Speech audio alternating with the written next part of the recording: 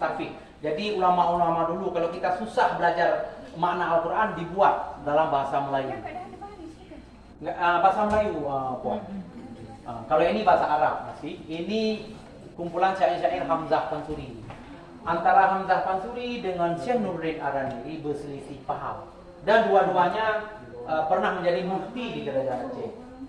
Mungkin bisa saja untuk menarik banyak murid-muridnya. Tapi kalau dalam Islam memang imam kita ada 4 itu ada perbedaan sedikit. Hambali, Maliki, Syafi'i ada beda. Cuma pada waktu itu menurut Nuruddin Araniri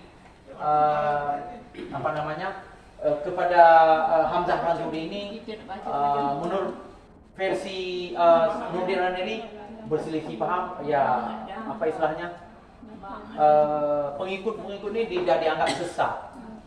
Tapi nggak tahu lah kata ilmu kita ini sedikit paham beliau ya paham.